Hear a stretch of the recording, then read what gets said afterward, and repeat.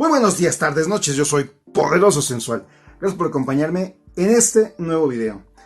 Antes que nada, este video quiero dedicarlo a todas las personas que se han tenido que enfrentar al tema del COVID, a las personas que lamentablemente lloran la pérdida de un ser querido, a las personas que han logrado salir adelante transcurriendo por esta enfermedad y evidentemente a todo el sector de salud, médicos, enfermeras, personal de limpieza, que están al frente combatiendo este tema.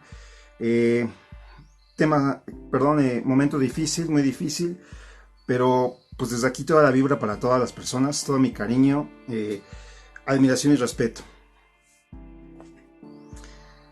Y bueno, continuando con este video, hoy quiero hablar de Didier Combs, mejor conocido como Didier Combs, pero su nombre completo es Dieter Hermann Combs. Él es un historietista belga, y no porque sea muy bueno, que sí lo es, pero porque realmente nació en Bélgica. Fue un chiste. Bueno, él nace el 11 de diciembre de 1942 y fallece el 7 de marzo del 2013 a causa de una neumonía. Dieter Combs fue hijo de un alemán y una francesa. Esto le causó mucho conflicto. El lugar donde vivía estaba pues aproximadamente un poco más de 5 kilómetros de distancia hacia la frontera alemana, y bueno, fue el punto en el que sus padres se conocieron y se establecieron. Por un lado, pues marca esta fusión, ¿cómo se puede decir? Estos mundos antagonistas de ideología hacen que Didier Combs tenga ahí un manantial, ¿no?, para poderse inspirar, ya que por un lado su madre era católica y era muy volcada a la religión, ¿no? Entonces esto le traía un montón de ideología, de lecciones, pero por otro lado su papá, en su idiosincrasia alemana, era muy adepto a la fantasía, al misticismo y sobre todo a la muerte, ¿no? Entonces ese tema de la muerte es interesante porque en México también tenemos un culto especial y sería padre poder explorar ahí pues realmente cuál es la fascinación por este tema, ¿no? Pero bueno, Didier Combs combatía, no es que combatiera, pero sus padres se manifestaban y tenían tan arraigadas sus raíces que evidentemente influenciaban en él, pero él no podía hacerse de un lado o de otro, ¿no? Entonces tenía que convivir con las dos ideologías y eso fue lo que marcó mucho de su vida. Y también él expresa que de joven vivía en un pueblo así muy alejado y que pues también tenía gafas, lo cual no le permitía interactuar con todos los compañeros para jugar fútbol o cualquier deporte. Pues en el transcurso de su vida conoce a una persona que le enseña lo que es el mundo de la música clásica y del jazz, y eso le explota la cabeza, pero pues era muy difícil, ¿no? En un poblado muy alejado de la zona urbana, poder tener estas aficiones, ¿no?, para poder adquirir música y etcétera, y además estaba empezando a emocionar y pasaba a tener inquietudes de querer dibujar historieta, ¿no? Entonces es un poco a grandes rasgos el marco de donde nació Didier Combs. Y ya en 1969 tiene la fortuna de crear una tira cómica que se llama Hermann, la cual es publicada en una revista, Le Soir, y ahí está pues bastante tiempo ahí trabajando. 4 años después logra crear lo que sería su primera historia de largo aliento, una historia más larga, en páginas de la revista Azur, que posteriormente se editó en Pilot. Crea Ergun el Errante, y de aquí parten dos aventuras más. Uno es El Dios Viviente, que es y otro más es El Señor de las Tinieblas, de 1981. Aquí se editó en 1974, como decía, en páginas de la revista Azur, y después se pasó a Pilot. Y lo que vamos a ver aquí es un trabajo a color. A Combs siempre le ha fascinado más el blanco y negro, pero al comenzar a trabajar, los editores le pedían que fuera a color, dado que esto estaba orientado a un público juvenil, y pues necesitaban dotarlo de elementos atractivos para que pudiera acercarse. Y aquí un poco viendo, me da la impresión de que estaba muy influenciado, o tenía ahí uno de sus focos al maestro Jack Kirby, y evidentemente también influenciado por lo que ocurría del boom de Moebius. Yo creo más Jack Kirby, y si somos un poco más quisquillosos, podría yo decir que hasta veo aquí el inicio de un José Omar Ladrón. No, me da la impresión que también aquí bebe el maestro Ladrón. O no sé si al beber los dos del mismo manantial, para inspirarse, Moebius y el maestro Kirby, pues logran una similitud, ¿no? A problemas comunes, soluciones comunes. Pero la verdad, aquí me gustó mucho. Es un color también pues muy funcional. No hay degradados, no hay nada espectacular, solo elementos que ayudan a distinguir cada personaje. Por ejemplo, aquí vemos nada más como el personaje que agrede está en morado, y el otro pues sí tiene otros tonos diferentes, y ya. Las jarras tienen un tono distinto y listo, ¿no? Y la verdad, ese tipo de color sí también me gusta mucho, este de plastas. Pero también vemos ahí el uso de las sombras. Y bueno, así es más o menos el tipo de dibujo que vamos a encontrar en Ergun el Errante y en sus dos aventuras, El Dios Viviente del 74 y El Señor de las Tinieblas del 81. Posteriormente, en ese inter, por ejemplo en el 75, edita La Sombra del Cuervo, que está en español en la colección Vértigo de la editorial Totem. Pero pues ya en el 79 le permiten, en Casterman, le permiten generar historias ya más de su autoría, ¿no? Y sí entramos a lo que es ya la historieta de autor, en donde ya se desprende del color y comienza a trabajar en blanco y negro, dándole una gran relevancia, y pues así no es un maestro del claroscuro, ¿no? De estos contrastes. Y bueno, ahí firma ya en el 79 títulos como El Silencio. Después viene La Belette, que sería este. Después viene Eva, El Árbol del Corazón, Iris en el 91, y en el 1995 la casa donde sueñan los árboles. En el 2000 Lágrimas de Tigre, y en el 2006 La Última Partida. Decir que aquí entre el 95 y el 2000 hubo un parón de Didier Combs, y bueno, nada más hizo Las Lágrimas del Tigre, y después volvió a dar otro parón y cerró su trabajo con La Última Partida. La verdad que aquí desconozco por qué fueron sus parones, por falta de interés, decepción, otros compromisos, o tal vez la propia salud ya lo mermaba, no lo sé, pero se detiene un poco en su producción, y pues cierra todo su trabajo con este título que ahorita voy a platicar un poco. Entonces, a grandes rasgos, esa es su carrera, los títulos que trabajó. Todo lo que dije se puede conseguir, no muy fácil, pero si están en España, me imagino es más sencillo, porque mucho es de su colección blanco y negro.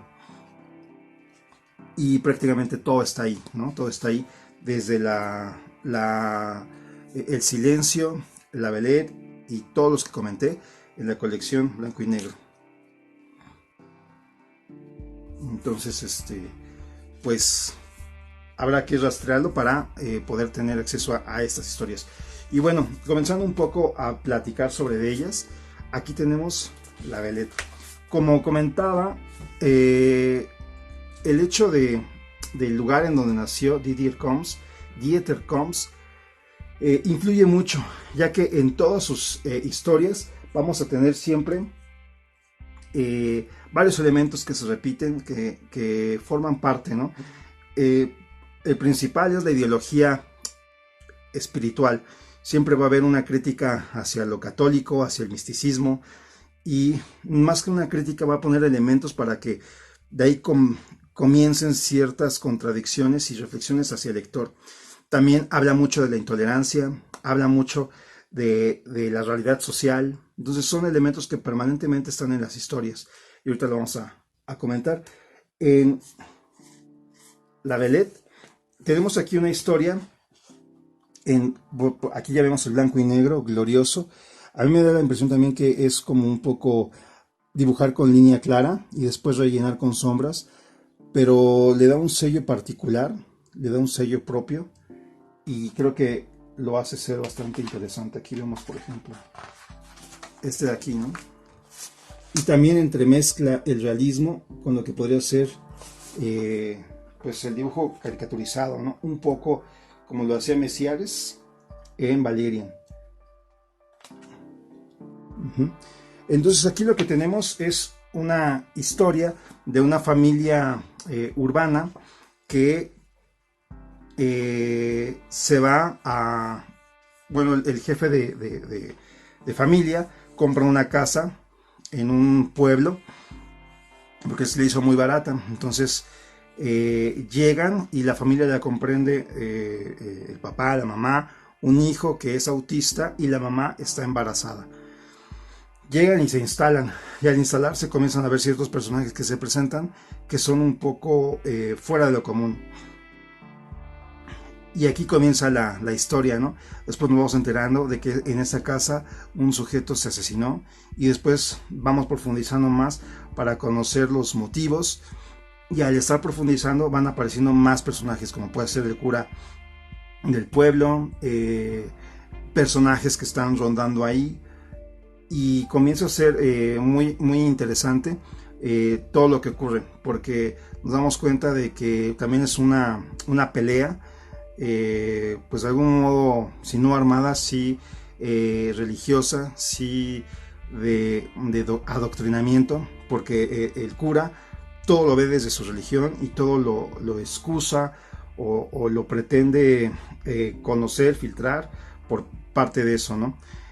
Si alguien hace algo es porque es un pecador, no se detiene a reflexionar si fue un accidente, un asesinato o algo, ¿no? Simplemente dice, se murió porque era pecador, y cómo, no lo sé, Dios sabe cómo actúa. Por otro lado, hay gente que está más metida en lo mágico, en el misticismo. Hay un culto a la madre, y referente a ese acto dicen que pues fue un accidente, y mejor no mover para no atraer esas vibras y ponerse en peligro, ¿no? Porque hay puertas que no se deben de abrir. Y así comienza así un montón de cosas. Por otro lado, el que llega, el nuevo, es un productor de televisión y a él le interesa, pero no para profundizar y saber, sino para perdón, crear un programa, ¿no?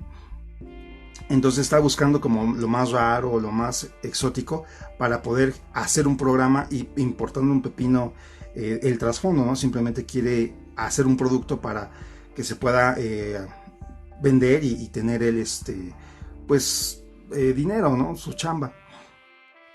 Y así comienza toda esta historia. Y la verdad es muy interesante porque nos advierte también, como decía, de la intolerancia, de cuando uno llega a un sitio y es nuevo, en lugar de que la comunidad se involucre y lo atraiga, ¿no? Se mezcle, simplemente es rechazo. Tú eres diferente, tú no eres de aquí. Aquí nosotros queremos a las personas que hicieron sus casas, no a las que vienen y las compran. Entonces ya desde ahí hay un tabú, ¿no? Y bueno, poco a poco también las decisiones que cada quien va tomando nos va llevando hacia un destino, nos va llevando hacia un camino.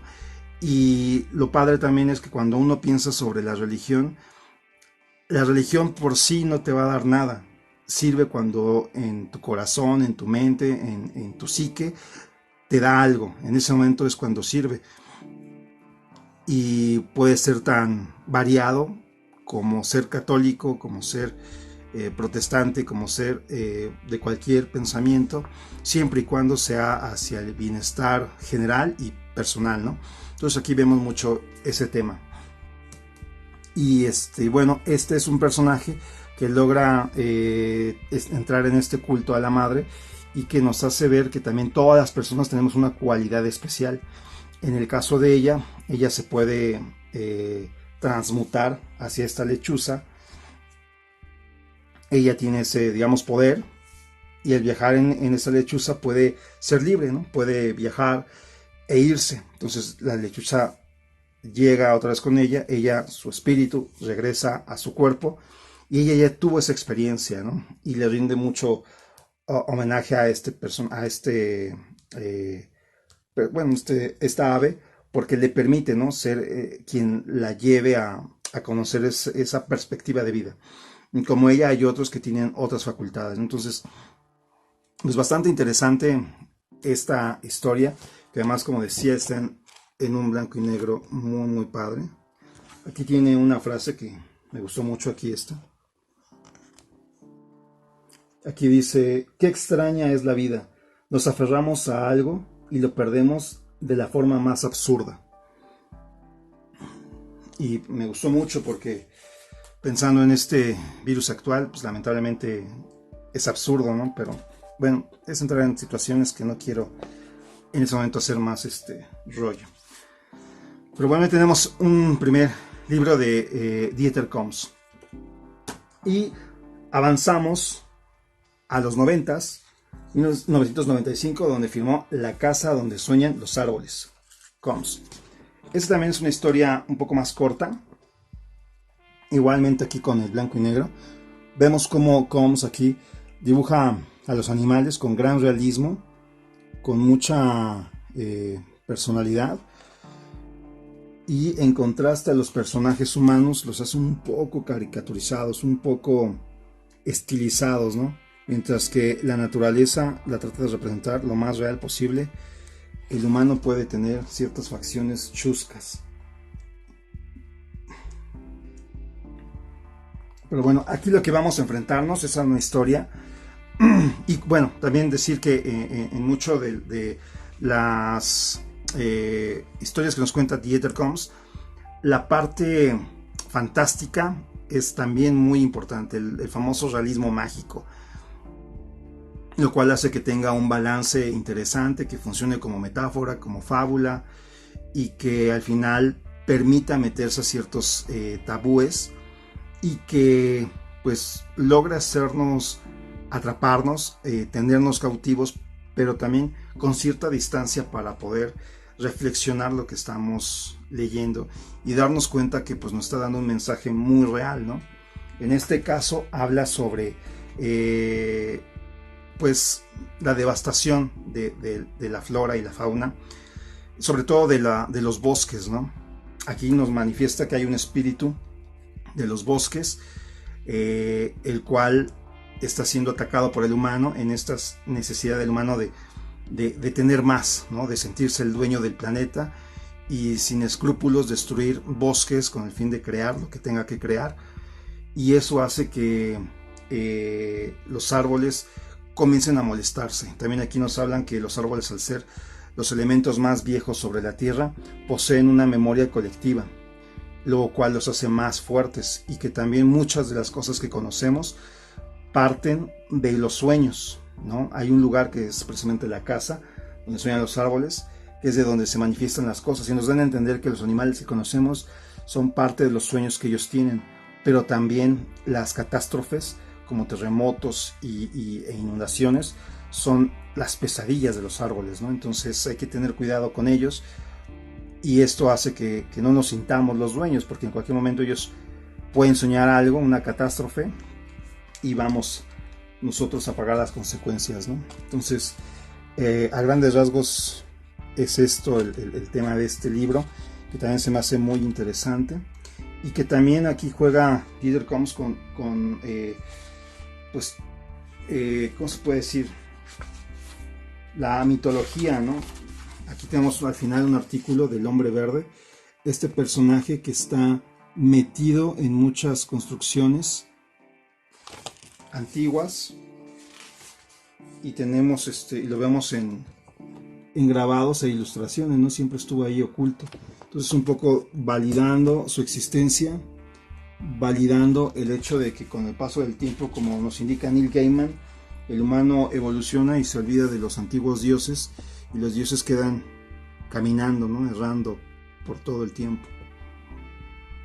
Entonces, pues nos advierte, ¿no? Dieter Koms, de que si no somos personas que logramos ver, que logramos entender, seremos atacados por una pesadilla de un árbol y pues tendremos que asumir las consecuencias. Y el dibujo también es genial.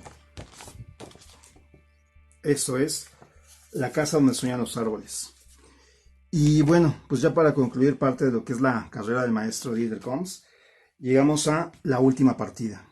La última partida, a mí de estas historias que comenté ahorita, creo que es la que todas me gustan mucho, todas me dejan un mensaje, todas te invitan a una relectura con el paso del tiempo, porque también uno va conociendo más, pues generando un criterio distinto y se pueden percibir nuevas cosas con las nuevas lecturas. Y siento que son de estas historias que pues desde el principio están pensadas de forma madura y por tanto conforme uno avance pues sí irá descubriendo otras cosas. Hay historias que parten desde la experiencia adolescente, desde el gusto primigenio de hacer las cosas, y con el paso del tiempo a veces ya no nos atrapan tanto o simplemente quedan en un campo de nostalgia, ¿no? De una historia muy padre, pero con esa nostalgia. Pero en el caso de Dieter Koms, creo que es un artista que se podría decir así, tal cual, artista, porque genera pensamiento que por medio del recurso de la historieta nos lo pone ahí, y nosotros, si tenemos el clic y estamos buscando eso, también vamos a poder conectar, ¿no? Aquí también en sus historias hay una parte donde hablan de la brujería, ¿no? de los hechizos, y dice que el hechizo solo funciona cuando la persona atacada es vulnerable y ¿cómo se dice? e influenciable. En ese momento la brujería funciona. Entonces, de algún modo también, cuando nosotros estamos en modo y nos dejamos llevar por las páginas, podemos conectar, ¿no? Pero bueno, la última partida es una gran historia que se desarrolla en 1944. Como decía, Dieter Koms nace en el 42 y toda su infancia la percibe en la posguerra. Entonces me imagino ha de ser muy complejo, porque algunos sectores querrán olvidar lo que fue la guerra, otros lugares imposible que lo puedan olvidar porque fueron devastados, y con esta reconstrucción humana es donde Dieter Koms crece y donde también muchas personas se arraigan más a su pensamiento, ¿no? A su forma de ver la vida, y no permiten que exista algo diferente precisamente por temor a volverlo a perder. Y un poco se demuestra esto aquí. Aquí nos marcan que están en un poblado, 1944, puesto de avanzada americana, en el frente de las Ardenas belgas. Todo está tranquilo. Y vemos aquí un soldado que está fumando apaciblemente y ¡pum!, le vuelan la cabeza. Y también, ¿no?, toda la crueldad de la guerra física, ¿no? Entonces aquí vemos cómo va la compañía avanzando. Llegan a un poblado y le dicen al novato: tú te atrincheras al pie de esta cruz. Desde ahí vas a ser tú. De hecho, eres el que está hasta atrás, pero es el que tiene mejor vista, entonces le toca hacerla de halcón. Y aquí lo que sucede es que mientras él ya está en su puesto, sale un cráneo que le advierte que está pisando a otro más, y se van presentando y resulta que son 3 espíritus, 3 fantasmas, 3 muertos que están ahí con él. Y aquí comienza toda la historia, ¿no? Lo interesante es que cada uno representa algo. Por ejemplo, este Cristo, que se llama Henry, resulta que es el maestro, fue el maestro en vida de la escuela del pueblo, y siempre fue un anticlerical, pero al momento de morir, pues digamos que su espíritu quedó aquí en la cruz y asumió el papel de Jesús, ¿no? Entonces ya habla todo desde la perspectiva de Jesús. Luego tenemos aquí a este otro personaje. Este es Joseph. Joseph es un poblador de esta región que le plantó cara a un militar, y justo este que está acá, que se me olvidó, Manfred, creo que se llama, si no recuerdo, Manfred, él lo estaba escoltando para el fusilamiento, y justo en ese momento fueron atacados y una bomba les cayó y bueno, quedaron ahí muertos juntos. Y esa es la ironía, ¿no? En vida enemigos, en muerte pues almas unidas.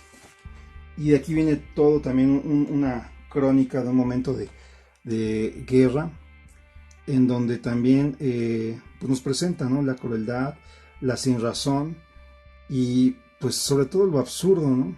Algunos lo hacen profesional, pero al final el atacar, el dañar, el matar, pues es muy absurdo. Aquí vemos como unos cuervos, que también los cuervos son aquí el cura, realmente es el cura del pueblo y su ayudante,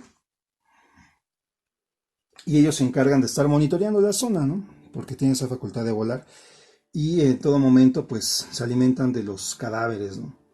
Entonces se supone que ellos están aquí un poco por purgar, ¿no?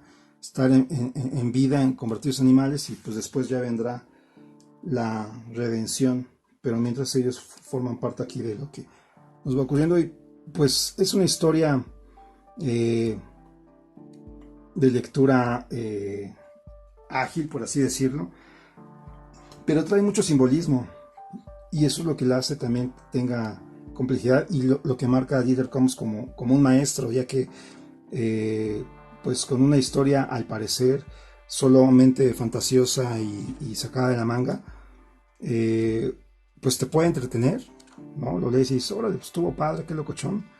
O realmente te hace detenerte a pensar, ¿no? Por ejemplo, todos estos que están aquí son muertos, son niños, y ellos tienen un mensaje que decir, ¿no?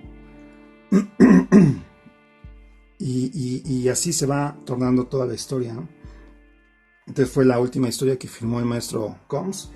La verdad, pues bastante emotiva, interesante y profunda, ¿no? Pero bueno, hasta aquí yo llego con este pequeño acercamiento a Dieter Combs. Confío haya sido de su agrado. Los invito a que se unan a mis redes sociales. En Instagram como Poderoso Sensual, en Facebook como Poderoso Cómic Sensual. Gracias, cuídense mucho. Adiós.